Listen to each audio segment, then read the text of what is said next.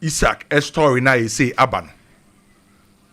But the kind at home the ama ye for ni ahwefo say Isak enya catch Liverpool penny Newcastle penny for say on person obeto aso biem di ama bobuku no pese ofri bobuku nim no kre na details e wobni ye say enra numero 6:00 p.m. enra numero 6:00 p.m. ana Isak e catch Newcastle penny for say on pese obeto aso biem e di ama team e fense Newcastle infitiase no ohun ni say Newcastle for aboa ne pa the time of free Sociedad ebe PM wo England entina on person obe force ni way out na o try bia say anka Newcastle for beti ase na anka Liverpool for si come de baye no on beje ba washa Newcastle for no ya so odin entina wo say o man panyimfo ya we say opeso free bobo nim so enra numero 6 p.m. ana Alexander Isak ekache Newcastle panyimfo say opeso free bobo nim already at the time a Newcastle for a proposing new contract at the man no abrantende to Newcastle nim say obeje £300,000 a week Isak nankasa nim say Newcastle for ntua say eska no enti obosa abo na ebe force Newcastle for amomaton na the time obo £300,000 a week no still na Newcastle for na mfi no ana ose saade a enyo be ka kiro mo say bobu ko no nko bi enti Newcastle for nim pokra ko mu pre-season no ono na nkobi ema na ono no ye ne personal training na Newcastle for the betu ja say wenya tie injury ba ye say tie injury nim pokranya no kre abrante na ye catch am so onko na tie injury na beto abonte na nya no kre enti on de wabo omama ne say opeso ofi bobo nim which enra numero 6:00 p.m. ana ode two impanyifo anim Liverpool for a monitor situation no na on say Liverpool the £120 million echo Newcastle say omo kofa Isak e mo reject £120 million no na yes Liverpool for decide say in case some ton Luis Diaz na eskanon benye free Luis Diaz kenim no omo di bi beka ho no ma improve bid no mo de call first one 120 no mo de akọ already Liverpool for ewo personal agreement with Isak Liverpool ne abrante Isak no o ma agree till 2030 and o sawa 1 year option ewo ho till 2031 and in terms of personal agreement Liverpool ne Isak de o mo personal agreement aho till 2030 and the salary ni bi o ma kawie na kwaku minim de Liverpool for o mo no as a Liverpool for a year adwuma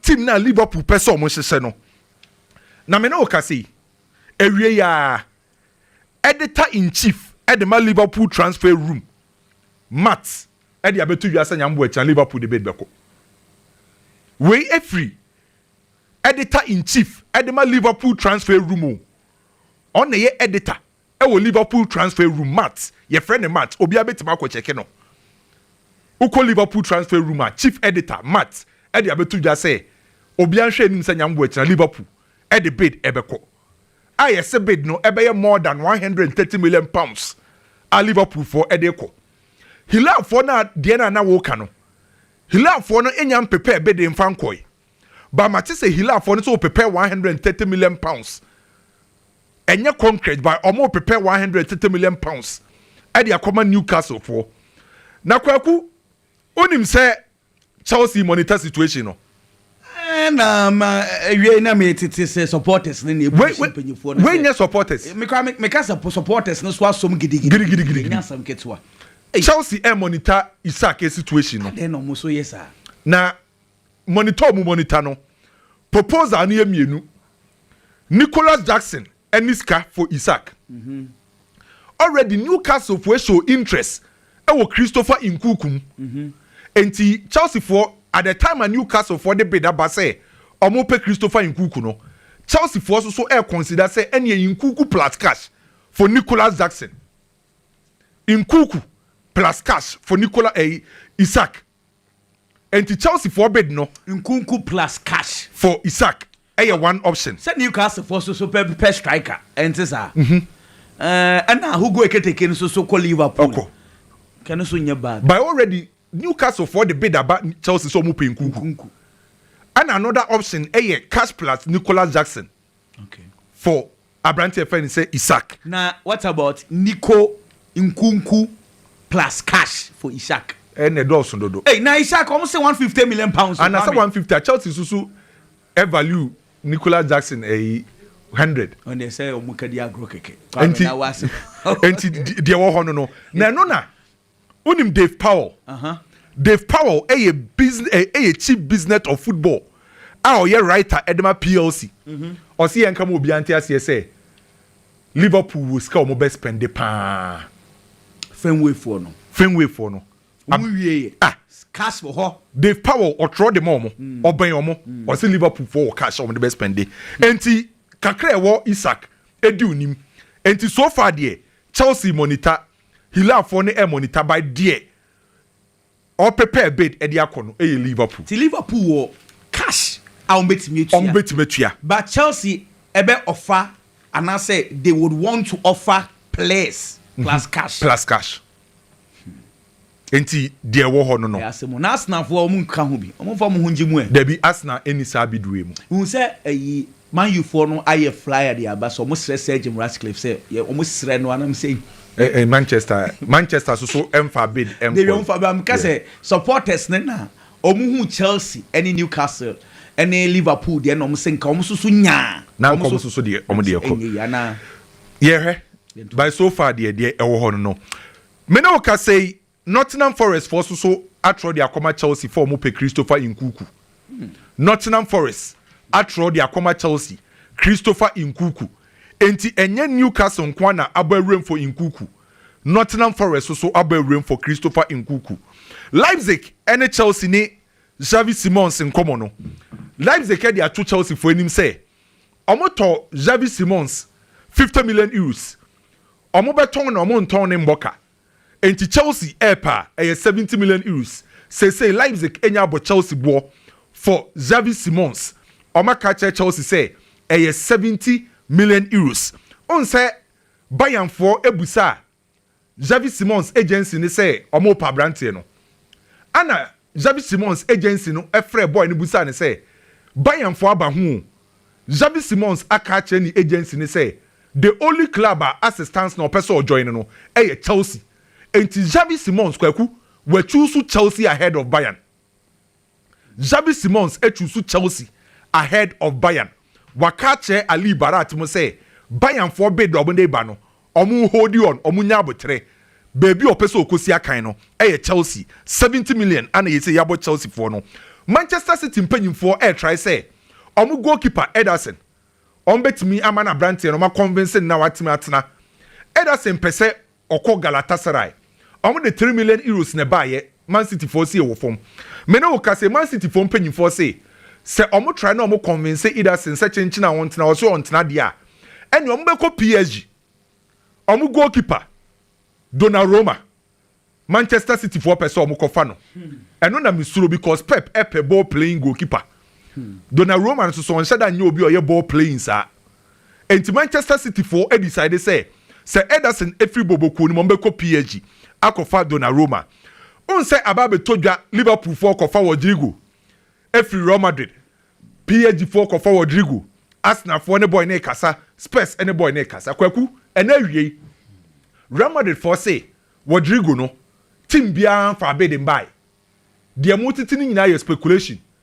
Rodrigo na yes Liverpool for ne kasa, PSG for ne kasa, Arsenal ne kasa, Spurs ne kasa no. Omo Real Madrid for no, oma check omo me oma check, oma refresh ya, omo hu bid be free club. So as it stands now, there is no single club out the bid aba for Rodrigo.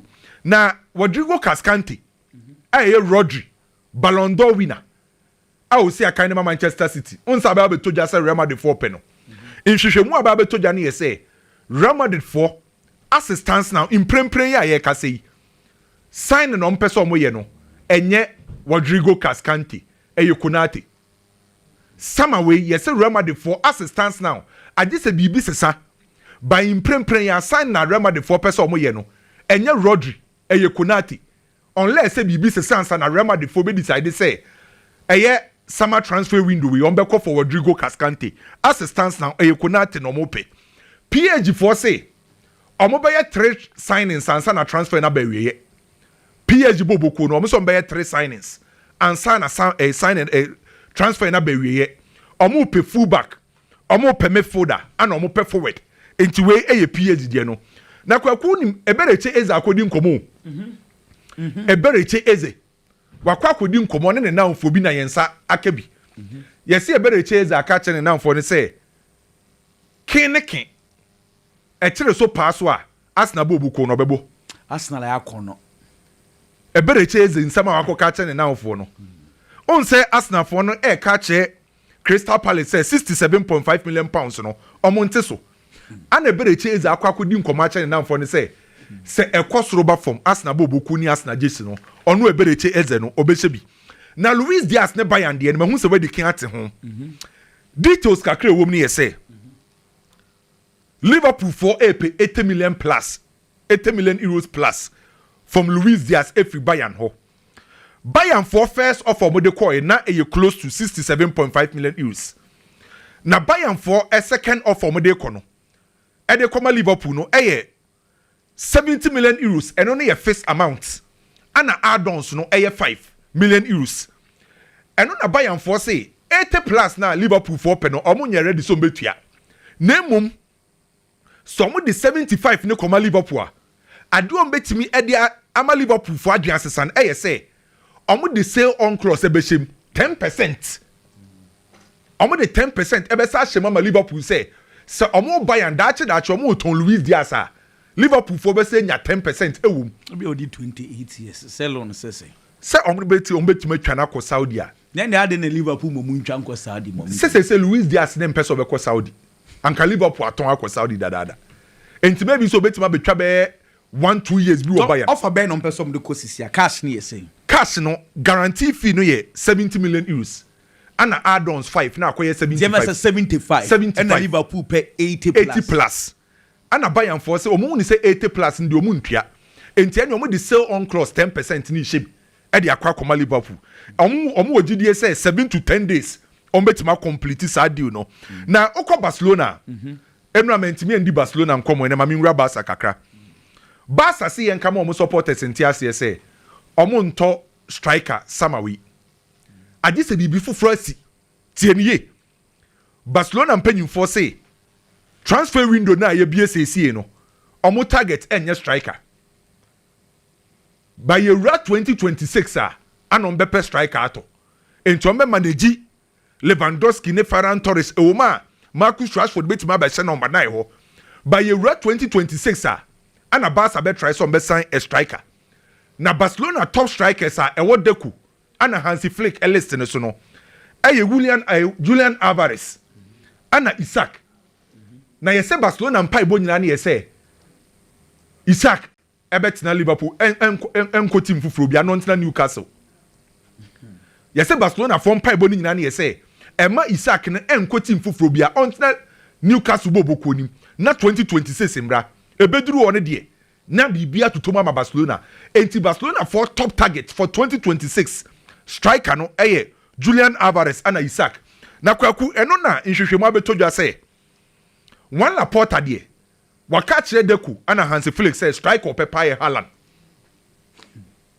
yes one Laporta de say omobobo Isak din no omobobo Julian Alvarez din no yes one Laporta de ope Manchester City striker Haaland is a Laporta de ujanu so nhihye team ase onim place mu kra o say Haaland ni betima mane agopama no so betima mane numbers ana upe player obetima sa de cash abas boboku ni ma oka ho ehwa na okekako enye Laporta na opera failure wo no yeah as any players ope showboys for ni bi so mu here but sporting director this seasons na ope players so mu efficient yeah do jai Laporta de obehwe sika mo and na say Haaland anya ba enye so onya bado Barcelona for style no mo bo no omu hia striker ne nine no so kan wo onimbo no the nine no ye ne de exactly but yes one Laporta de on the prefer Haaland enti say baby asika wo bia no wo de wo ho no me say wo mra ne buke ma me bobo de aka ne so ma wo Kim Min-jae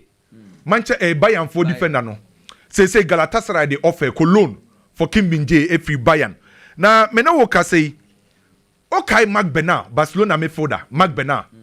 On say season etwem ne be chance na on ne midfielder na Hansi Flick use ne pa. Ana pre-season na okoye na Marc Bernard konya ACL.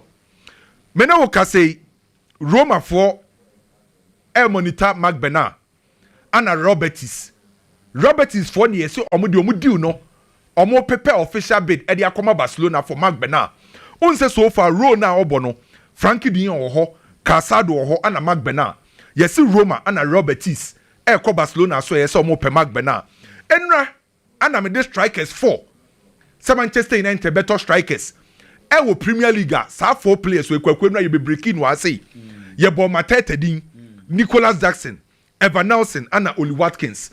Enra na yebe break his story no.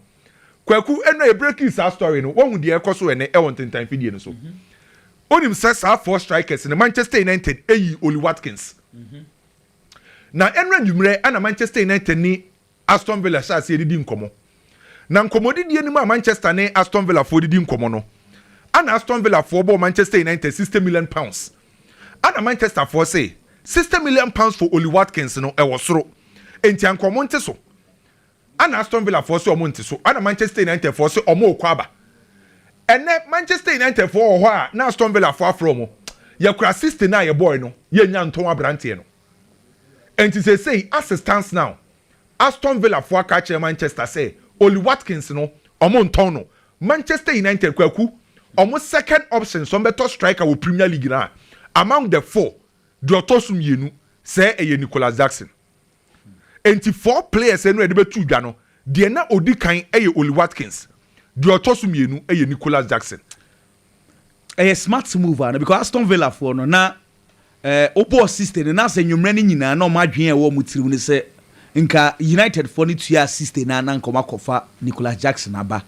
But see a maintain omo Oli Watkins na so mo feel say Oli Watkins na mom efficient e chain Nico. Wow. Nti they say United for and go for Nico na. Yes say na you almost second. Some better striker with Premier League only. Outside you betima to be. By say Premier League nim there. Na first option you Oli Watkins the otosum you know Nicholas Jackson. Okay Thomas Lima. Atletico ma the 4 player. Na wache wo. Atletico ma the 4 say on person mo Tony free. By team biamba. That boy be 3 years ni. Yes. Omo pamu no onko. Oh be yam you tema no wo Monaco. Ane bakayo ko mo ne boys no. Monaco team kekre bi na yes successful o kwame. Yeah. Bernardo Silva mo. But you say Atletico ma the team biamba. 3 years ni omo pamu no sa onko. Omo si obiamba. Na onim Hato de no. One Chelsea no. Yes say Hato akohu ayas for mpanyimfo apaacho. Se osere ma omonton ne nkoma Chelsea. Okay. Chelsea do also betua 40 million euros. Ayas for 60 million euros. More de mfa bi nka ho. Nti boy na kopa Ayas for acho say opeso join Chelsea. Kamavinga ese onko PSG. Ana onko England obetina Real Madrid. Enram de betu dwa say PSG for epe Kamavinga. Kamavinga say onko ba bia. Enram am sare betu dwa say Real Madrid e de 20 million euros e ko for Konate. Yes say Liverpool for 40 million pounds.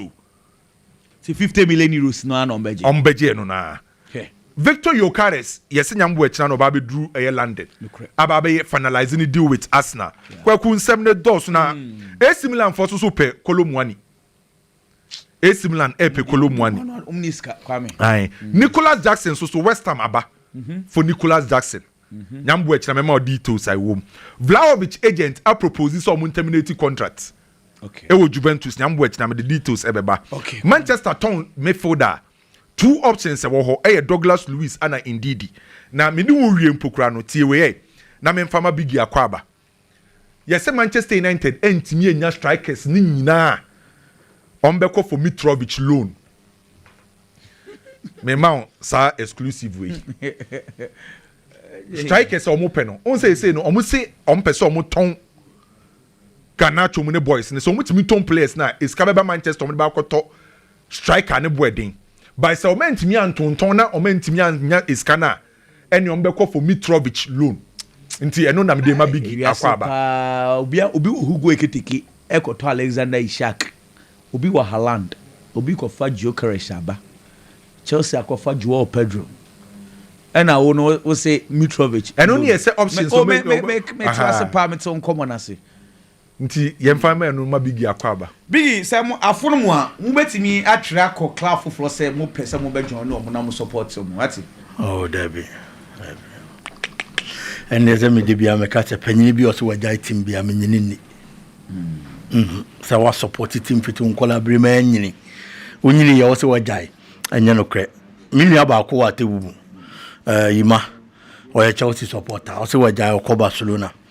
And so weekend so near bomb matches we are ofrewa scores will be first year Chelsea there be oboa yaw most of the time team nko year now they are switching kwaku Manchester United the American say United Benjamin Mitrovic on loan it is better than strikers no mudi home common aside only Watkins and this on loan on Quadia. It will be a better deal for Manchester United. He's a proven player in the Premier League. Of course, Saudi in the numbers and so was through. It was Saudi League anymore. Last 2 seasons was 28. Last season was 19. So he's been consistent with that. Moving on. Manchester City. 2 goalkeepers. And a Manchester City. Make I say, almost finding myself in the same situation. 2 goalkeepers near Ederson and Donnarumma. Ederson feels whatever a goalkeeper by the Ama club at Manchester City, he's done it. Wabua Ama City are talking a lot of successes. In this Ababa Bidu stage, there are other clubs somebody offer Saber. Some will be here his signature, especially Galatasaray or Bepeso or Bepco. Pep Guardiola wants to keep the goalkeeper. Manchester City person will keep the goalkeeper no. But a do stage na say goalkeeper na say player who didn't home kobono. A desire was through.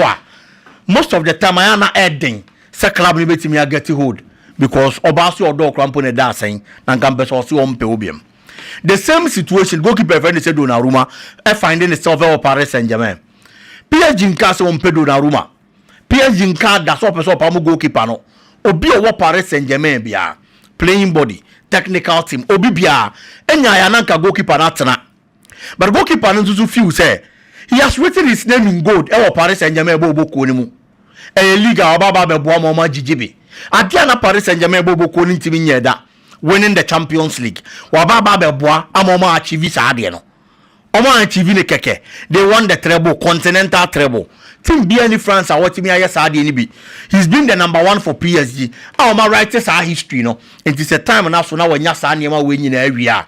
Ono so be person obe movie on. So see per reports are back say adia or train the kind of contract that Paris Saint-Germain be sign their mano. Say sika na ewom ne door so dia e bi obe decide so obe tra but enya sa obe movie on.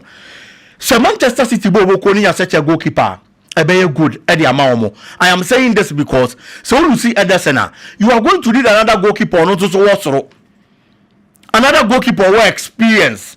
Because Ederson Babeda Manchester City goal post him no. Last season and the performance is one of the best. That is very true. But he's been consistent with good performances and last season. And last season the entire Manchester City team performance let us saying. Nanya performance be a who be a. It's when you're such a goalkeeper. I don't know what experience. There are other goalkeepers such as Trafford Manchester City no mudin komo. But this goalkeeper is a prospect. Manchester City deliver a project. One for the future. But over here will be a buyer now. Or what's the experience not even go post anymore amount. And if you are getting Donnarumma, a goalkeeper, what Bournemouth the team at the Champions League, you are getting Donnarumma, a goalkeeper. He was part of the success story, a greater one. Ekauna the Heroes. He has that kind of experience at the top level. I don't even take anything away from him. Ekobasa Ederson corner Manchester City Nyanoa. And it's going to be a very good buy for Manchester City. Kwaku still on Man City. One player transfer in the Dimbe signed to Koye, Grealish. And the per reports I about say players are Napoli Bobo Kunepe. And one left side of a attack on no. Grealish Dinya Baba BPM. One player about Manchester City with a lot of expectations because now the previous club our Aston Villa performance are now dying the day idea was true. The last season of Bowie and San Ofio Mawabe joining Manchester City. A midfielder. No, your top scorer, the man Aston Villa Bobo Kono. He was one of the players Omoka won Aston Villa surviving with league in last season no. He won the best player for the season and about Manchester City. About Manchester City when you're in the good times, when you're in the bad times. But in recent times, it looks like the bad performances are also. But I always say it's a player there. The fact is that unfit into the stream of work. The fact that Nyaman Koyem from Mouse Siana doesn't mean that Unya Timbia Bobium. It's in Napoli, I am ready. So Omono, ebe mark that player and the opportunity. Player and initial junior whom you know, he has to act fast. Make a way because Pep Guardiola feels in Manchester City no or build something different for the new season. It's Manchester City a bad thing. So when you're playing time Manchester City bobo konem. But Napoli into so your club almost will build BB no crack. But then again, you look at players from Napoli this season as a last season almost performance and as a even when they were poor. And some of them were players that don't free the English Premier League and then look at the performance of Billy Gilmore.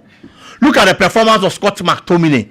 These players, they've been rejuvenated by coach Fernando Antonio Conte. A 2-year player now person already discover form. Abraham Yeman Konkan from our current club. Now it is Antonio Conte Pewa, a American assessor of the year in terminal recall. A team player in whom you know. Say Napoli bet me material Manchester City better and Quadia. Uncle.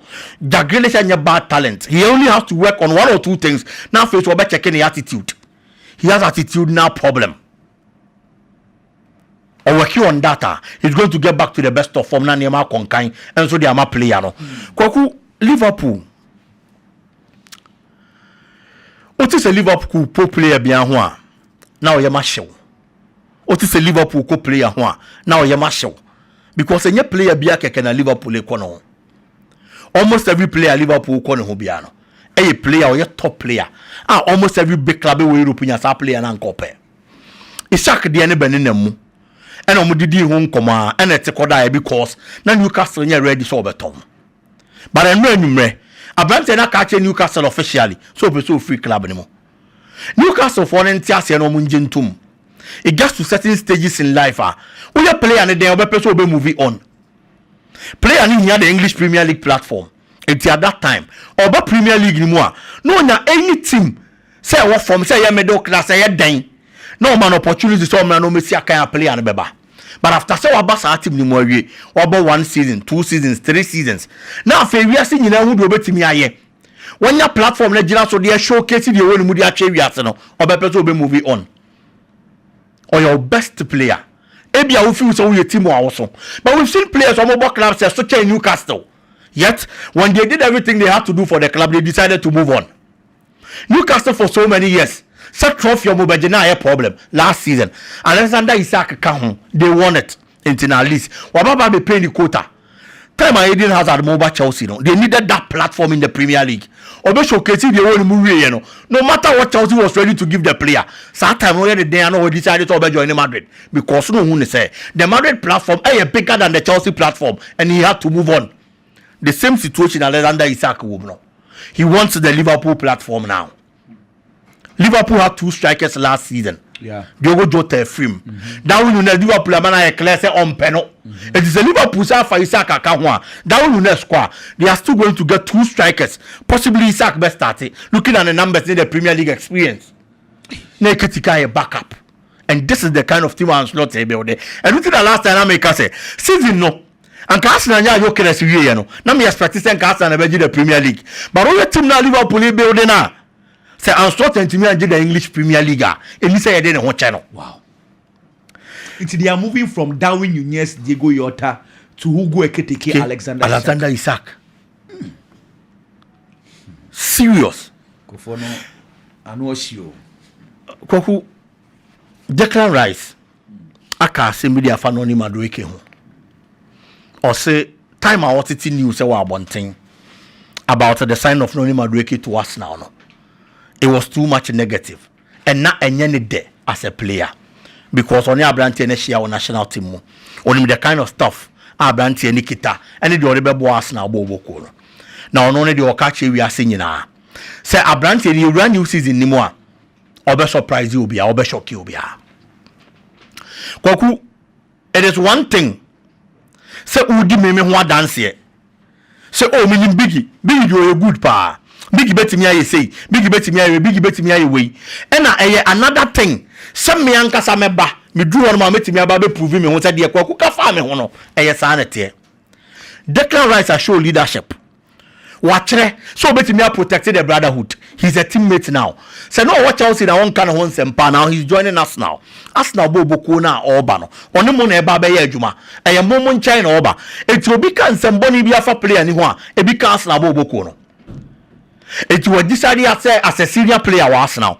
Oba standing what defend the Abrante no. He's done a very good job and we earn me respect. But what defend the Abrante na we no now the almost lies on Madueke.